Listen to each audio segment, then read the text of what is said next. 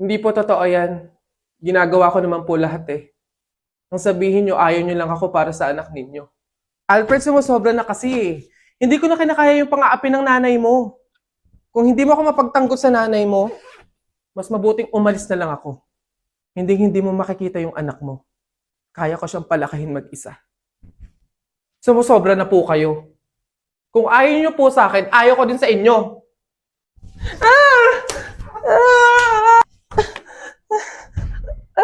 Wala naman po ako ginagawang masama eh. Aksidente lang po talaga yung nangyari. Hindi naman po namin ginusto. Wow, ang sarap naman ng pizza tsaka ng carbonara. Hala, oo nga. Order tayo, KKB? Anong KKB? Siyempre, ililibre mo ako. O tanda mo ng mga panahon na wala kang baon sa school, nililibre kita sa kantin, di ba? Dahil sa akin, nabusog ka, hindi ka nagbukang kawawa, so dapat lang na ililibre mo ako ngayon. Ah, ganun ba? Sige, ako na bahala. Sagot ko na to. Hello, Beb? Uy, Beb, kamusta? Napatawag ka? Hihiram sana ako sa'yo ngayon ng 5K. May mga parcel kasi ako ngayon na darating eh. Hala, sorry babe. Wala din kasi ako ngayon eh. Kakabayad ko lang din sa mga bills. Wow ha, pagdating sa akin, wala. Eh ako nga noon eh, di ba pinapahiram kita? Tanda mo nung na-hospital ka, yung nagpa-check up ka. Kung hindi dahil sa akin, baka lumala na yung sakit mo. Eme! May last money pa naman ako dito. Sige, pahiram ko na lang muna sa'yo. Ayan, ganyan dapat. Grabe, ang ganda ng movie, no? Oo nga eh. Thank you sa pag-invite mo sa akin sa bahay niyo para mag-sleepover ah. Oo naman, ikaw pa ba? Favor lang sana, pwedeng ikaw na magligpit ng pinagkainan natin ngayon. Tapos, palaban na din sana bukas ng bedsheet tsaka nung pillowcase na ginamit natin ngayon. Pero, ikaw ang nag-invite sa akin dito. Bisita mo ko. Bakit ako? Ay, nagreklamo pa siya. Te, kulang pa nga yun sa mga naiitulong ko sa'yo noon eh. O tanda mo nung nililibre kita ng pagkain kasi sabi mo hindi ka pa nakakakain ng mga masasarap, pang social na pagkain. Shopping! O, di ba? Nililibre kita pag nag-shopping ako kasi wala kang magagandang outfit.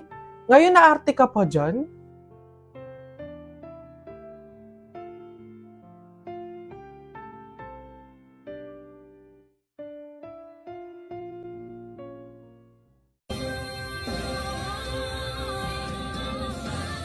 Sino nga ba siya sa puso mo? Akala mo saktan ang puso ko.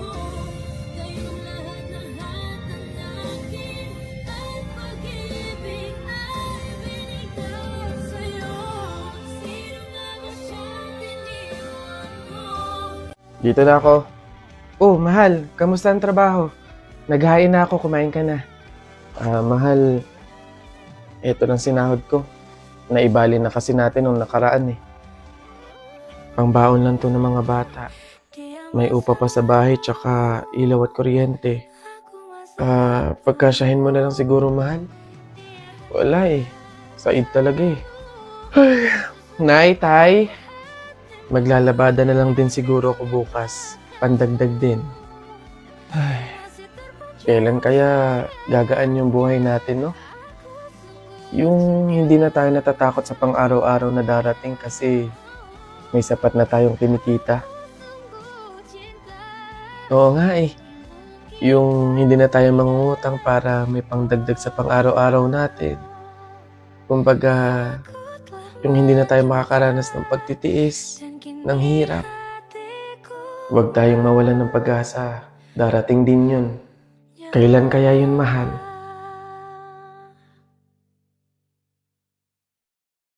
Bes! Ano? Anong Tagalog ng per minute? Kada minuto? Mali! Bawat minuto, ako'y di natuto. Ipilit mo, iba. Bes! Chat mo nga yung ex ko. Ha? Bakit? Sabi mo na ako makahiga.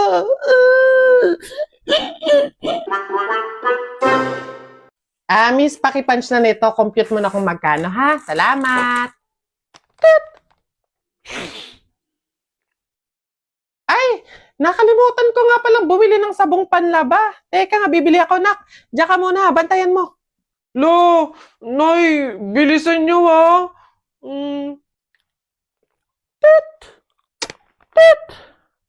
Lo, 500 na to ah. Nasaan ba si nanay? Wala akong pambayad dito.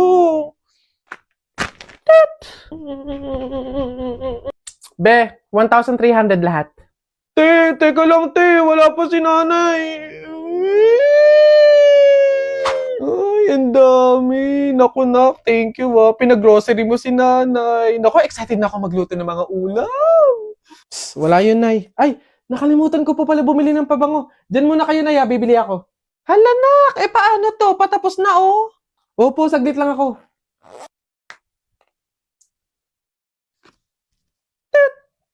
Hello, ma'am. 5,000 po lahat. 5,000? Miss, pahintay lang yung anak ko saglit, ha? Oo. Parating na yun, oo. Maya-maya lang. Wait lang, ha? Nasaan na ba yun? Naku, ma'am. Madami pa po kasi nakapila. Tapos ang dami pa naming ipapunch. Pakibilisan po sana. Oo. Miss, pwedeng, teka lang naman. Oo, saglit lang. Parating na yung anak ko. Siya yung magbabayad, Oo. Parating na yun. Teka lang. Oo, maya-maya, no? Nasaan ka ng bata ka? Malilintikan ka talaga sa akin pag uwi. Wala akong pang-abono dito. Oo.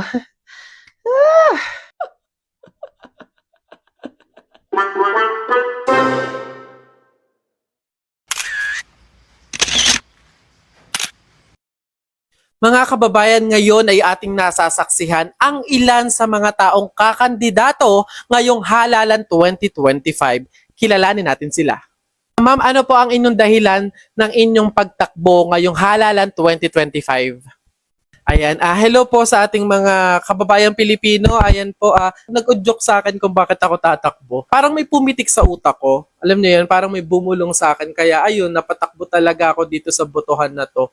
Tapos, di mo ba alam, I have 3.4 million followers sa TikTok, 500k followers sa Facebook, tsaka 100k naman sa Instagram. So, alam mo yun, parang I have platform na para manalo sa botohan na to. And talagang yung mga nakafollow sa akin, mabibigyan ko sila ng tulong pagdating sa kanilang buhay at pamumuhay kasi araw-araw mayroon silang ayuda na mga sabon, skincare set. Set na siya, set. Tapos slimming drinks. Isa sa mga adhikain ko talaga sa ating bansa is yung Glow Up Project.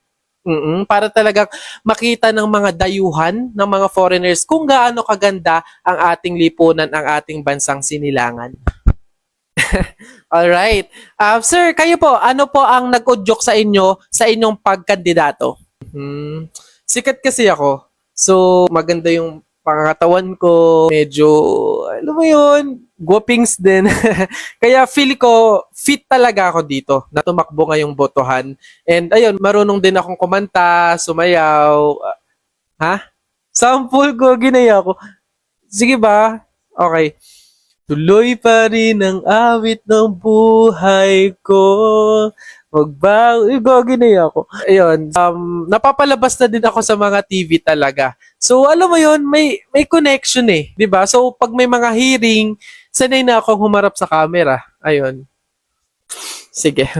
How about you, sir? Bakit po kayo tumakbo ngayong botohan? Hello po sa ating mga kababayang Pilipino po, no? Sikat po kasi yung business ko which is Pares Overload with drinks. With drinks na yun, guys. Mamaya maa-avail nyo yun pagkatapos nito. Feeling ko kasi kapag ako yung nahalal ngayong botohan, wala ng taong magugutom, wala ng Pilipinong magugutom kasi talagang araw-araw magbibigay ako ng ayuda na libreng Pares Overload with drinks. Gusto ko ding maging boses ako ng mga selling person. Vendors. Ayun, vendors. Gusto ko maging bosses ng vendors. Ito share ko lang, nakakatawa nga eh. Naglinis ako ng kanal namin kanina sa bahay. In-upload ko yun. Check it out, guys. Feeling ko talaga meron akong kasanayan pagdating sa proyekto kalinisan ng ating bansa.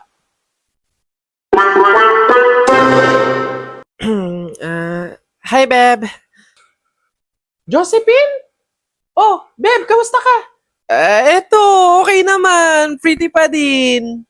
Nice. Good for you. O, anong atin? Nagbabaka sakali kasi ako, Beb. Bessie, na baka pwedeng makahiram ng konting pera lang. Kasi kailangan ko, sa needs and wants. Ganun. Promise, babayaran ko kaagad. Babayaran agad? Nak? O, Nay, bakit? Meron kasi akong huhulugan bukas yung aking ibon, tsaka yung aking pise. Baka naman pwedeng makahiram muna dyan ng pera. Ibabalik ko bukas. Ibabalik? Ang kapal na mukha mo. Maghiwalay na tayo. Lumayas ka dito. Babe, promise wala akong ginawang masama. Nagkamali lang ako. Lasing ako kaya ako siya nahalikan. Hindi ko talaga sinasadya. Hindi sinasadya? Guys, outing naman tayo this month. Tagal na natin hindi gumagala na magkakasama eh. Oo nga no, kahit minsan lang oh. Tara, swimming tayo. Ay, nice! Perfect! Go! Set tayo ng date. Set ng date?